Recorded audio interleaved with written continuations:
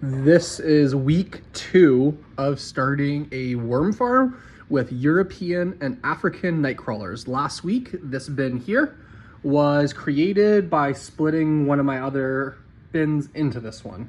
So that other bin, I'm waiting for it to reach a population to split into a third bin, so on and so forth, until I'm farming enough worms to feed my collection of animals, and then I'll be able to sell them to the general public. So in this video, I'm gonna be looking at how this bin's doing, did the worms adjust well, show what I'm feeding this week, and kind of talk about some things I noticed just casually as I was kind of inspecting this bin. I haven't fully dug through it to see how the worms are doing, but just from looking at the top, I could already tell it's a little bit drier than I want, for example. All right, I'll dig through and show you how the worms are doing. All right, so I dug through here and found our first worms. They're looking fat, plump, and healthy.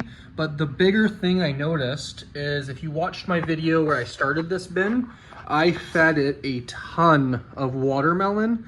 And the only remnants of the watermelon I'm seeing are these seedlings that would have emerged from the seeds that were in the watermelon. But all the core of the watermelon has somehow been consumed, and I think it's been 10 days since I started that video, which admittedly I'm definitely surprised about. I thought I was overfeeding this because I just started the bin and there was maybe a couple hundred worms in there at most. Definitely a lot of cocoons though. But yeah, that watermelon is gone. I'm gonna dig a little further just to confirm that, but there had to be a few pounds of watermelon in there. I'll explain why I think that happened in a second. I just wanna confirm that all that watermelon is gone. All right, just to show that I did indeed dig to the bottom of where I put the watermelon, there's the paper that I would have put the watermelon on top of, and there is no watermelon. But as I got further and further, I noticed these deep casting rich areas which are just loaded with baby worms. So there's a big one in there, and my iPhone's not catching all the small ones. So let's try to go down. You can see the smaller ones there. So this one bin is already just producing hundreds and hundreds of worms, and they're definitely happy with the environment I put them in, which was a lot of carbon source, despite me feeding them a ton of watermelon in that first feeding. So I'm gonna check the other side of the bin, which was just their old bedding. There was no direct food added to that side of the bin. It would have just been any old food that they had in the bin. So let's dig through there and make sure the worms are doing okay as well, and then I'll go over what I'm feeding them this week. All right, so at the very beginning of the video, I mentioned that there's a few adjustments I need to make here. I need to definitely add some more water to this bin, because when I dug through where all that bedding was that I moved over to kind of split into this bed, you can see how dry that is. That's not what I want for the worms. So what the worms would have done is they migrated over to where that watermelon was, because as it decomposed, it would have released a lot of water, which made that bedding really moist.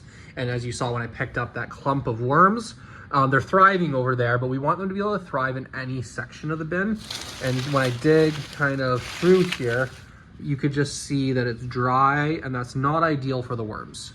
So what I'm gonna do is I'm going to kind of water the bin after I feed it this time, and then we'll see next week how big of a difference that makes. Hopefully I'll be able to find worms in all areas of the bin next week and not just the direct feeding area. So I'll show you what I'm gonna feed them, and then we'll bury it and see what happens next week. So this is what we are feeding the worms this week in trying to develop this worm population up. So it's primarily going to be tomatillo husks, because we made a lot of salsa verde again. There's a lot of jalapeno tops, a lot of tomatoes that went bad, some coffee grounds, onion wrappings, garlic, honestly a lot of things that don't decompose that well. So it'll be really interesting to see what happens over the next week and how much the Europeans are able to break through, because they were able to consume that entire watermelon in a week. So we'll see what they're able to consume this week. So what I'm gonna do is this side area, so the bin, it's a concrete mixing bin. The left side over here, that's all the bedding that I moved from the old worm bin over to start this one.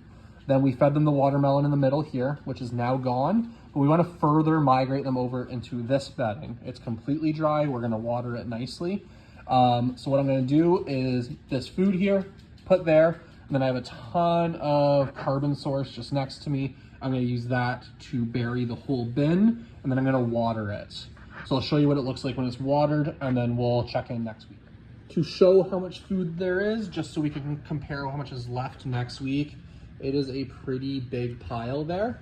And I do think the worms are gonna do a good job at getting through all that. So I just wanted to show that.